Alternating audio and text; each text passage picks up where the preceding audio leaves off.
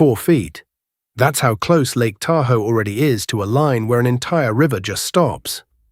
Not slows down, stops. Picture the Truckee River Raft Company's boats in late summer, the kind of season that's supposed to be their busiest. Instead of floating, customers are dragging the bottoms of their rafts across exposed gravel, life vests still buckled, guides walking beside them instead of paddling.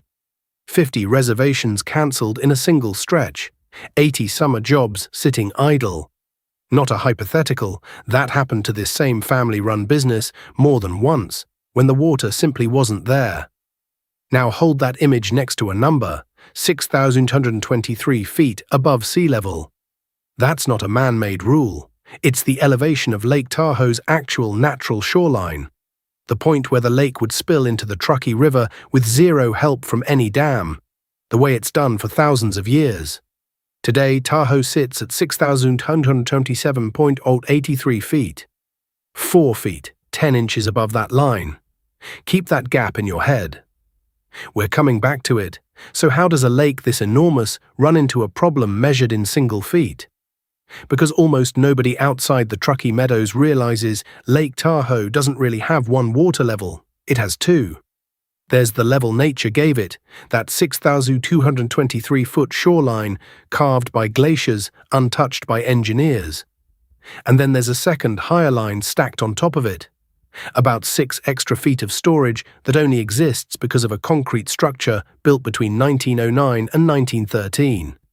Think of it less like a bathtub and more like a cup with a shot glass balanced upside down inside it. The shot glass, call it the top 6 feet, is the part people built and can control. Everything below its rim is just the cup. Nature's water. Nobody's turning a valve to add more of it. And that cup is enormous. Lake Tahoe holds something like 39 trillion gallons of water. Enough, spread evenly, to cover the entire state of California more than a foot deep. Drop the tallest building in North America into its deepest point, and the roofline would still sit almost 200 feet underwater. This is not a lake that looks like it could ever run short of anything, which makes the actual mechanism almost absurd once you understand it. Every drop of that 39 trillion gallons is functionally irrelevant to the Truckee River the moment the surface dips below 6,123 feet. Size doesn't matter here. Only the top 6 feet does, and that's the part running low.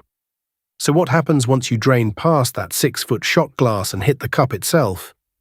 The gates at the dam don't fail. They don't need to. There's simply no water left at their level to release. The river's single largest headwater source, a lake big enough to be visible from space, goes quiet at its own front door. This isn't a new fear invented for a slow news week either. Let's move through that fast because the pattern matters more than the paperwork. The dam near Tahoe City was finished in 1913, part of the same era of water engineering that carved up rivers across the entire West. It's a modest structure by dam standards, 17 gates sitting about 400 feet downstream of the lake's actual natural shoreline, able to release up to 2,100 cubic feet of water per second when there's water behind it to release. 17 gates, all of them useless the moment the lake falls below the rim they were built to control. Its whole job was managing that top 6 feet for downstream irrigation and supply.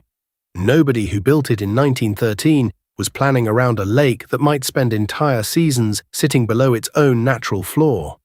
That's exactly what started happening anyway, so why not just build more storage now and stop worrying about 6 feet? Because the 6 feet was never really the constraint. The rim is bedrock. You can't dig a bigger cup into an entire mountain range, and building a second Tahoe isn't on anyone's table. The only lever anyone actually has is how carefully the existing 6 feet gets managed, and how much snow shows up to refill it, which nobody gets a vote on. In October 2021, Lake Tahoe dipped below that 6,223-foot line for real. Boat ramps built for a full lake ended up stranded over dry, exposed rock, sometimes dozens of feet from where the water actually reached. The U.S. Forest Service cancelled its own Kokanee Salmon Festival that year, a decades-old community tradition, because the water was too low for the fish to even reach their spawning grounds upstream. Gregory Schlado, who directs UC Davis's Tahoe Research Center, put it about as plainly as a scientist ever does. The lake has always drifted above and below that line occasionally. What's changed is the frequency, not a one-time fluke, a pattern picking up speed. It's happened before 2021 too, 2014, 2015, other dry years going back decades. Each time, the same story. Boat ramps stranded, a shallow trickle where a river used to be, and a wait for snow that nobody can schedule in advance. The kokanee themselves are a small detail worth sitting with for a second. They're landlocked salmon, silver most of the year, turning a deep, almost unnatural red right when it's time to spawn. Thousands of them, usually visible right from a footbridge, a genuine only in October spectacle people plan trips around. Cancel the festival, and it's not just an inconvenience. It's a sign the fish themselves couldn't physically make the run that year. So which parts of this are actually vulnerable once the number drops far enough? Start with the businesses that live entirely inside that seasonal window. The Rudnick family has run the Truckee River Raft Company for years, right on this stretch of river. In 2017, low releases shut them down mid-summer. The flow satisfied downstream water rights holders first, leaving nothing extra for tourists on inner tubes. 50 bookings gone, 80 jobs unpaid for the stretch. One of the owners put it simply at the time, those are summer jobs and people who can't work. By 2021, low water was cutting their season short again. Not a one-off bad summer this time, a pattern the family could see repeating. And a rafting company can't relocate. Its entire business is this exact 7 miles of river, at this exact elevation, existing or not. That's not an abstraction. That's a family watching their own livelihood get rationed by a lake they can't control. And Emerald Bay, the single most photographed inlet on the entire lake, sits close enough to its own shallow sill that sustained low water threatens to cut it off from the main body of Tahoe entirely, turning one of the most recognizable views in American tourism into something closer to a separate, stagnant pond. Compare that to almost every other dam story out there, and something's missing here on purpose. There's no upgrade being built, no new turbine design rated for lower water, no multi-million-dollar retrofit scheduled for 2028. You cannot engineer around a shoreline. The natural rim is bedrock and glacial geology, not a machine. Nothing to redesign, nothing to bolt on. The only fix that has ever worked is snow, falling on mountains, on a schedule nobody controls. So where do the stakes stop being about tourism? Before this starts sounding like Tahoe running dry means a metro area goes thirsty overnight. It doesn't. The Truckee Meadows Water Authority, which supplies more than 475,000 people across Reno, Sparks, and Washoe County, draws on a whole network of reservoirs, not just Tahoe, Stampede, Boca, Prosser, plus 2 lakes the authority owns outright.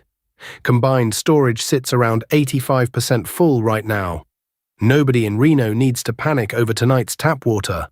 But that buffer was built for occasional dips below the rim, spaced years apart. It wasn't built for what Schladow is already describing, a lake crossing its own floor more often, in a river basin where the snowpack that's supposed to refill everything keeps arriving lighter than the system was ever designed around. Every one of those backup reservoirs feeds from the same mountains, the same storms, the same shrinking snowpack Tahoe depends on. They're not independent insurance policies, they're the same risk, spread across 5 separate names on a map. Push all of them at once, in a run of dry years instead of just one, and the conversation stops being about a rafting company's summer. It becomes wells, restrictions, and rate hikes for 500,000 households who never had to think about any of this before. Which brings us back to that 4 feet. Drop Tahoe another 4 feet from where it sits right now, and the lake isn't at the line, it's 10 inches from it. 10 inches in a basin where a single dry winter can erase several feet of storage by itself. The margin isn't comfortable. It's thin enough that one more disappointing snow season is the entire distance between close and closed. And once the lake is below its natural rim, refilling it isn't a matter of opening a gate or adjusting a release schedule. There's no mechanism to speed that up. Only snow, falling on mountains on its own timeline, can put that 6 feet back. The same 6 feet an entire regional water system was built assuming would reliably be there. That's the part that should actually worry you more than the raft company closing for a season. A business can adapt, diversify, wait out a bad year. A 100-year-old water agreement built around a specific number of feet of snowmelt can't simply decide to want less snow. So zoom out. This was never really a story about a pretty alpine lake at all. It's a story about how much of the water infrastructure across the entire West was engineered around a version of the climate that increasingly doesn't show up anymore, quietly, a few inches at a time, long before the headlines catch up to the gauge. Lake Tahoe isn't Hoover Dam. It doesn't have turbines to go dark or a dramatic countdown clock built into concrete. It has something smaller and in its own way stranger, 2 water levels stacked on top of each other, one natural and one borrowed, and a growing number of years where the borrowed part simply isn't there to spend. 39 trillion gallons of lake, and the entire outcome for a river, a rafting company, and 500,000 people's water supply still comes down to the same thin 6 feet on top. Everything else underneath is, functionally, just very deep, very beautiful, very irrelevant scenery. If a lake this famous, this photographed, this assumed to just always be full, can quietly slide toward its own natural floor a little more often each decade, what does that say about the reservoirs nobody's watching that closely at all? 4 feet isn't a headline built for shock value. It's the actual distance measured this week between a normal Tuesday and the start of a very different conversation. Subscribe if you want to see whether this is the year the gap finally closes, or just the year it got 4 feet more interesting.